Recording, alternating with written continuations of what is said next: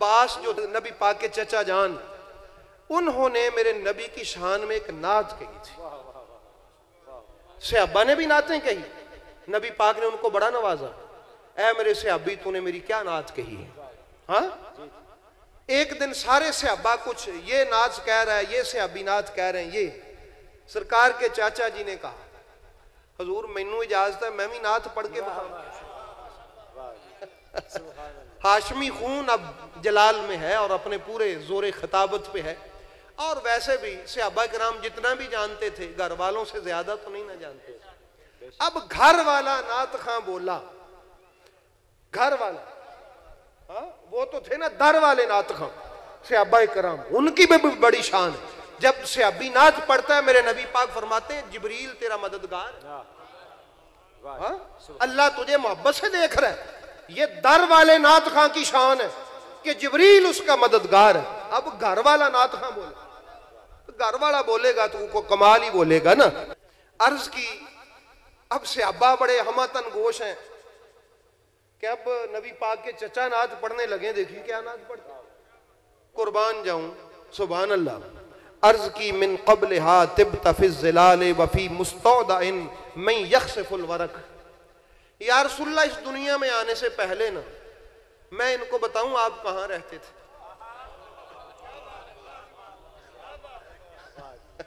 من قبلها اس دنیا میں آنے سے پہلے فی الظلال بڑے گھنے سائے تھے، اور فرمایا وفی مستودع اور آپ امانت کے طور پہ بڑی اچھی جگہ پہ حضرت آدم کے ساتھ تھے. کہاں پر؟ جنت میں. کہاں پر تھے آپ؟ جنت میں.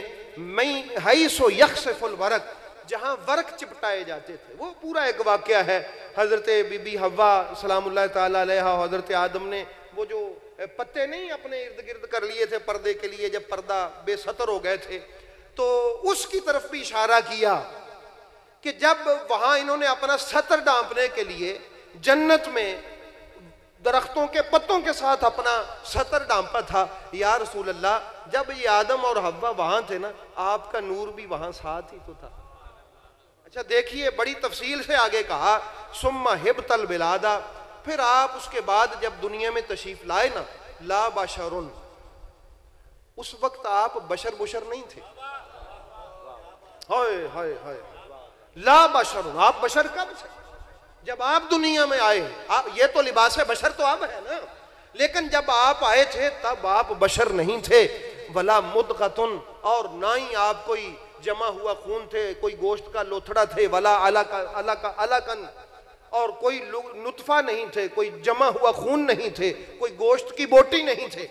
یہ جو پورا ایک پروسیجر ہے حمل کا آگے جا کے بنتا ہے وہ بیان کیا. ہائے ہائے ہائے ہائے، اب سائنسدان اس پروسیجر کو جانتے ہیں.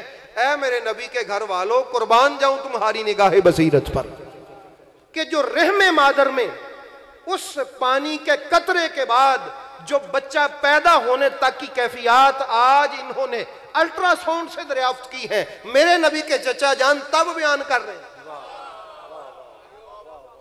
کہ وہ پہلے نطفہ ہوتا ہے، پھر مدغہ ہوتا ہے، پھر علقہ ہوتا ہے، پھر وہ یہ ہوتا ہے. نبی پاک کے چچا جان بعد میں سینکڑوں برس جو لوگوں کو باتیں پتہ چلی میرے نبی کے آباء و اجداد وہ اپنے لفظوں میں بیان فرما رہے ہیں. فرمایا آپ تھے لیکن بشر نہیں تھے. آپ تھے لیکن جو پروسیجر دوسروں کا ہوتا ہے وہ نہیں تھے، لیکن آپ تھے. آپ تھے. اور اس کے بعد کیا کہا؟ فرمایا بل نطفتن، بلکہ نا آپ ایک نور کا پورا روشنی تھی. اس کا یہ ترجمہ ہم کریں گے ترکب السفینہ، آپ کشتی پر سوار تھے نوح علیہ السلام کے بیٹے سام کی صلب میں. یہ نبی پاک کے چچا جان. فرمایا آپ تھے کشتی میں، اور فرمایا وقد الجم نصرا، ان کا جو نصر بت تھا یا رسول اللہ اس کو آپ نہیں تو ڈبویا. یہ ناز ہے، وہ جو نصر بت تھا اس کو آپ نہیں تو ڈبویا تھا. وَأَهْلَهُ أَهْلَهُ الْغَارِقَ، اور جو اس نصر بت کے ماننے والے تھے یا رسول اللہ آپ نے تو ان کو غرق کیا تھا. کس بلندی پہ نعت کہی جا رہی ہے. اب سب دم بخود ہیں کہ کوئی نبی کے حسن کی بات کرتا ہے جب سے ابا بولتے ہیں، وَأَحْسَنَ مِنْكَ لَمْ تَرَ قَطُّ عَيْنِي، کوئی نبی کے ہونٹوں کی بات کرتا ہے، کوئی نبی کے کسی کمال کی، کوئی کسی کمال کی۔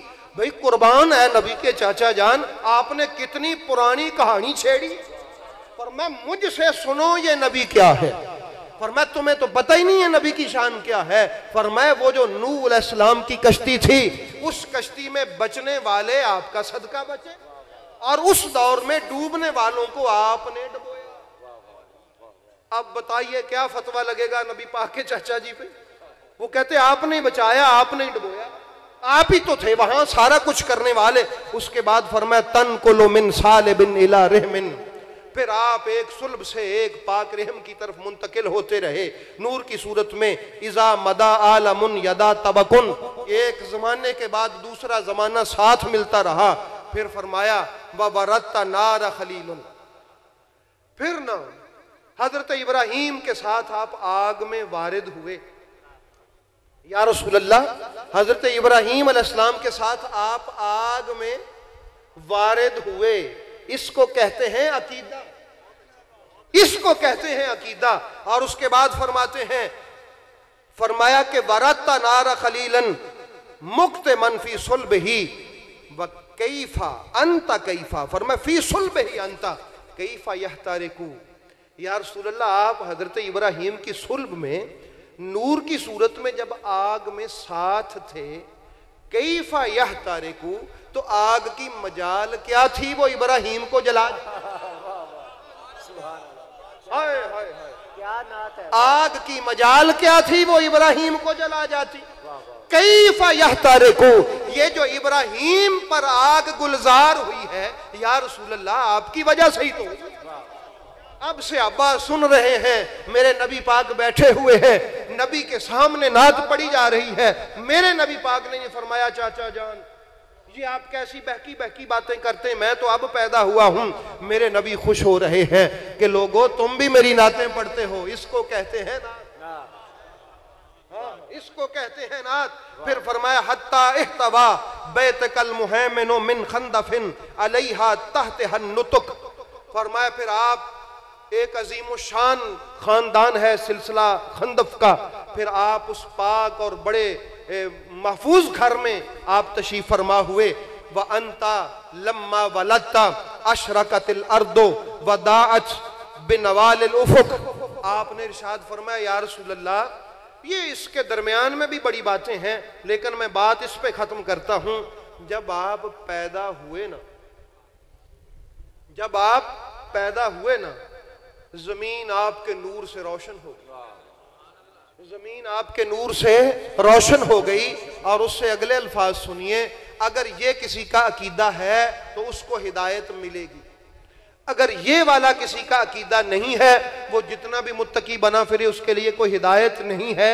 فَنَحْنُ فِي ذَلِكَ الضِّيَاءُ، اور ارشاد فرمایا یا رسول اللہ وَفِي ذَلِكَ النُّورُ سُبُلَ الرِّشَادِ نَحْتَرِقُ، وہی روشنی جو آپ کے پیدا ہونے پر ہوئی تھی، ہم اسی نور میں، اسی روشنی میں ہدایت کے رستوں پر گامزن، ہمیں یہ جو ہدایت مل رہی ہے، ہمیں یہ جو سلسلہ ہدایت کے رستے پر ہم چلے ہوئے ہیں، یہ تب سے ہدایت کا وہ نور ہمیں نصیب ہوا ہے جب آپ دنیا میں، جب آپ نے ظہور فرمایا تھا، جب آپ دنیا میں پیدا ہوئے تھے، آپ کے آنے پر زمین روشن ہو گئی، ہدایت کا نور چمکا، اس نے پوری دنیا کو روشن کر دیا۔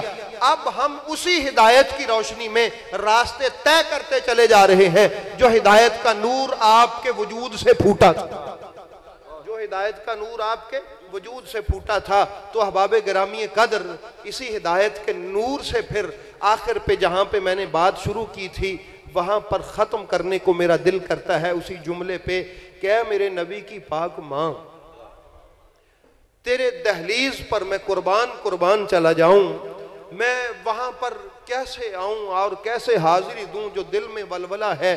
تیری پاک دہلیز پر کیسی شان ہے کہ تو وہ پاک ماں ہے، تو اتنی پاک ہے۔ اے میرے نبی کی ماں تو اتنی پاک ہے، اے میرے نبی کی والدہ تو اتنی پاک ہے کہ تیرے وجود سے طہارت نے جنم لیا ہے۔ तेरे वजूद से तहारत ने जन्म लिया है, जिसके पाक वजूद से तहारत ने जन्म लिया हो वो माँ कितनी पाक होगी।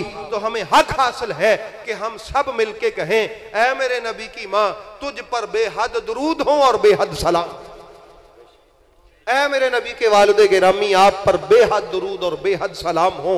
हम कोई घुट घुट के मानने वाले नहीं हैं, हम खुल के मानने वाले। मेरे नबी के अबा अजदाद, मौलवी साहब तो ये भी रिवायत लेके फिरते हैं, वो जी कलमा पढ़ाता सी कब्र चों कढ़ के, भाई ये तेरे लिए होगी। हम तो उस हजरत अब्दुल्ला को जानते हैं जिनके बारे में सीरत की किताबों में लिखा हुआ है। हजरत अब्दुल मुत्तलिब से पूछा, इतना प्यारा नाम आपने क्यों रखा? फरमाया, ये नाम मुझे अल्लाह ने पसंद करके अता किया। हाँ हाँ, अल्लाह की पसंद से मैंने ये नाम रखा है। अजीब घराना, नबी के वालिद का नाम अल्लाह की पसंद से, नबी पाक का अपना नाम अल्लाह की पसंद से, मौला अली का नाम अल्लाह की पसंद से, हसन पाक का नाम अल्लाह की पसंद से, हुसैन पाक का नाम अल्लाह की पसंद से। ओए लोगों, किसी और का सेन है तो दिखाओ। जहां बच्चों के नाम भी अल्लाह ताला की पसंद से रखे जाते हो, तो ये मेरे नबी पाक के अबा अजदाद हैं और मेरे रसूल पाक का घराना है।